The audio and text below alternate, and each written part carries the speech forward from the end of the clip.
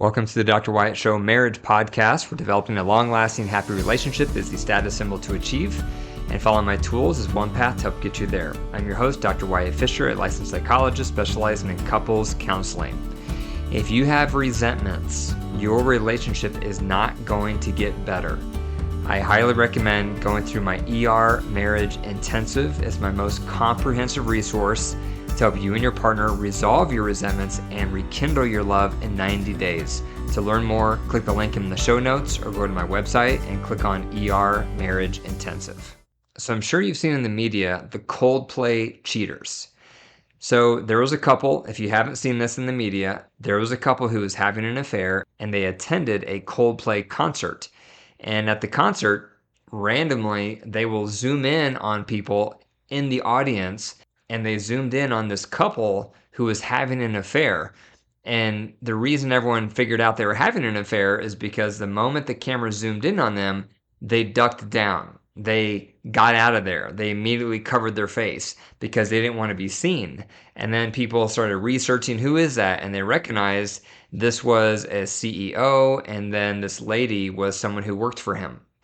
And so they were having an affair. And then it just went all over the place on social media, all over the news. I created a reel on it that got a lot of attention. So I thought I would also create a podcast episode on it to expand on my thoughts.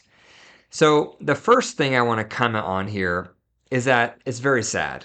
My reaction seeing that was sad, because think about how it feels for the betrayed partner at home, finding out that your partner has been cheating. When you find out your partner has been cheating, it hits you like nothing else. It rocks you to the core. It creates trauma. It creates PTSD, because the nature of PTSD is when all sense of reality is gone, when all sense of control is gone. That's why when people are in natural disasters or in combat, they have PTSD, because they lose all sense of control, all sense of reality. And even though it seems like a much less severe occurrence compared to those examples, when your partner has been cheating and you find out, it does create PTSD symptoms. PTSD symptoms can be night terrors, it can be intrusive thoughts, it can be difficulty sleeping, those types of PTSD symptoms, because it does rock you to the core. So my first reaction I had when I saw this on the news was just sadness. I felt sad for the kids, felt sad for the betrayed partner or partners, because not only was their partner cheating on them, but the whole nation found out at the same time. So talk about how humiliated that must have felt for them. Talk about the poor role model this provides for the kids. Who knows what's going to happen to this couple, but it's a low likelihood they're going to get back together after such a huge occurrence. So again, it's just a sadness for me to watch this happen, because it's so devastating to families. The second thing I want to comment on is, why do people cheat? What creates desire to cheat? Usually the top thing is when someone's needs are not being met. And that can be the need for emotional intimacy, the need for sexual intimacy, the need for adoration, the need for quality time, you name it. We all have top needs in our lives. Those are our fillers that we need to feel loved and satisfied. And when those fillers, those needs are not being met in our marriage, we are more susceptible to having impulses to want to get them met somewhere else. So for example, let's say you have a need for adoration. You want compliments because you love how it feels when you get those compliments. But your partner doesn't give you any compliments. You ask them, you talk about it, they don't provide compliments. But John at work provides compliments, and he's so kind, and he tells you what an amazing job you're doing at work. He notices you, he appreciates all of your effort, and what happens? You start having feelings for John, because he's filling a void in your life. He's meeting a need for you that's not being met at home. Here's another example. Let's say you have a need for emotional intimacy, and you've talked to your partner about how important that is to you, and you desire emotional intimacy, but it just goes in one ear and out the other. They're not meeting your top need for emotional intimacy. But when you're out doing yard work, you start talking to your neighbor, and he's a great listener. and he's empathetic and he's sensitive and he gets it, and you feel so safe talking to him that you start sharing your problems. You start opening up to him, and then he starts opening up to you and starts sharing some of his problems. And before long, you have this emotional connection, and now we're starting to have feelings for each other. And again, that started with this need I had for emotional intimacy in my marriage was not being met. And now I'm starting to meet it somewhere else. So usually that's the path to affairs. Usually people don't go out the front door in the morning and think, I'm going to have an affair today. But they're more ripe and more susceptible to affairs when their needs are not being met in the marriage. We're all wired for intimacy on some level, and when those needs are not being met in marriage, our temptation, our impulse to act out does tend to go up. Other causes of cheating can be you're dissatisfied in yourself.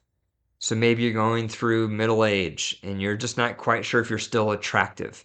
And so your impulse to act out goes up because you want to see if people still desire you. That can be another cause.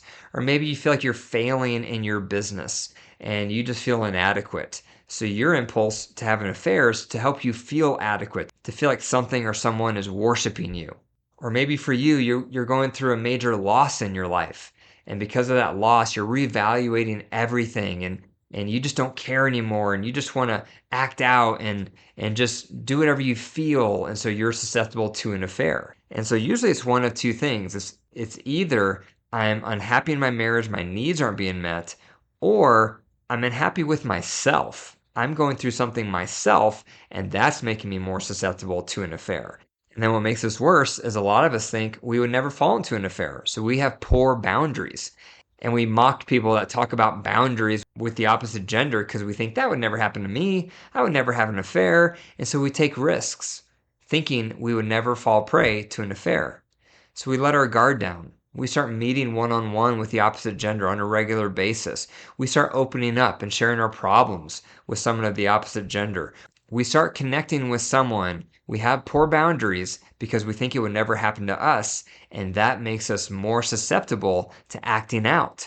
The best mindset you can have is thinking, I could act out. If put in the right circumstance with the right person, I may have a weak moment. It's really important to embrace that mentality, because if you really accept that mentality, you're going to set boundaries for yourself so that you protect your integrity, so that you don't act out. The worst thing you can think is that it would never happen to you, because that's going to make you have weak boundaries, which makes you more likely to act out. Number 3, cheating is a choice. And so even if you're unhappy in your marriage, even if your needs are not being met, even if you're unhappy in yourself and you're going through a hard time in life, cheating is always a choice, because no one has a gun to your head telling you to cheat. It is a choice at the end of the day. So no matter how unhappy you are, no matter how much your needs are not being met, remember, cheating is a choice. And this is a big deal, because a lot of people, when they cheat, they'll blame their partner. And they'll say, well, if you were meeting my needs for affection, I wouldn't have cheated. If you were meeting my need for sex, I wouldn't have cheated. If you were meeting my need for emotional intimacy, I wouldn't have cheated. But that's a cop-out. Because while, yes, it's true that when your needs are not being met, your impulse to act out goes up, but at the end of the day, it's still a choice to violate your marriage vows.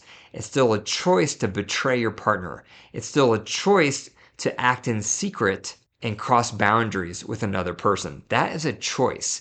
And that choice is what you need to own and take responsibility for without any excuses.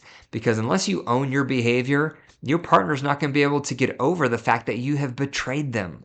And this is a trap a lot of people are in, where someone cheats and they blame their partner that they cheated, and then the betrayed partner can't move forward because they feel like there's no remorse and ownership. So if you have cheated, remember, you made a choice. And that choice is what you need to own and take responsibility for. Furthermore, if you're unhappy in your marriage, the first thing you need to do is talk to your spouse about it. Talk to them about how your needs are not being met. Talk to them about how you're unhappy. Talk to them about how you're starting to feel frustrated and alone in your relationship. Talk to them about it. Maybe there's things you're doing that's making it hard for your partner to meet your needs. Maybe you're also not meeting their needs. So the first step is you talk to your partner about how unhappy you are. That's the first step. If your partner does not make adjustments, or if you guys get at an impasse and you're not sure how to improve things, work with a professional. Whether it's a therapist or a relationship coach, that's why there are professionals out there to help couples get unstuck. So if you can't figure out progress on your own with your spouse, that's a sign that you need to see a professional. If your marriage was going to get better, it already would have. So that's the next step, is you work with somebody. If your partner refuses to work with somebody and they refuse to make any changes, they refuse to meet your needs on any level, if they are completely resistant to all of your attempts, the next step you need to do is get a separation, because that separation serves as a wake-up call. And what it says to your partner is, I love you, but this is not acceptable. I'm not going to stay in this relationship if you refuse to work on meeting my needs. I'm willing to work on meeting yours. You need to be willing to work on meeting mine. And if you're not, we need to get a separation, because that is neglect. And if you stay in a relationship where your needs are chronically neglected, you're enabling your partner. If they refuse to work on things, if they refuse to be sensitive to your needs, and if you just stay in that relationship regardless, you are enabling them. And that's why you need to get a separation. A separation serves as a wake-up call. It says to them, I mean business, I love you, but things need to change. It's time for you to wake up, because I cannot keep tolerating this neglect in our relationship. And hopefully that wakes up your partner and they realize they need to make some adjustments or they may lose you. And so hopefully it wakes them up. They start making some adjustments. You want to make sure they're sustaining their gains over several months to make sure they mean business. And then if they're sustaining those gains, then you can give them a second chance and move back in together. But sometimes it requires that, because some partners do fall asleep in marriage and they think you're going to do nothing about it. They think you're just going to tolerate it because you have tolerated it, because you have taught them that you really don't mean business, that you're really not going to do anything about it. So sometimes if that's the scenario, you do need to get a separation. You need to be the one moving out, so you're in control of the process, so that they know you mean business, so that hopefully they will wake up and start making some adjustments. So those are my 3 reactions to the Coldplay cheaters. Number 1, I feel sad. I feel especially sad for the kids and the betrayed partner. Number 2, it is normal to have the impulse to act out when your needs are not being met. And then number 3, remember, even if your needs are not being met, cheating is a choice. And that's a choice you can own and take responsibility for. If you'd like to learn all of my tools, sign up for my Tools Marriage course. It's my most cost-effective resource to help couples build a healthy, successful relationship. To learn more, click the link in my show notes or go to my website and click on Tools. If you found value in today's episode, be sure to share it with a friend to pay it forward, and be sure to click the 5 stars and leave a review. I love reading the reviews. It shows me that this podcast is effective. If you have any questions you want me to address on the podcast, leave a voicemail at 303-578-0618. And remember, you are the only thing you can control. So work on improving yourself in order to improve your marriage. Thanks for listening, and I'll talk to you in the next one.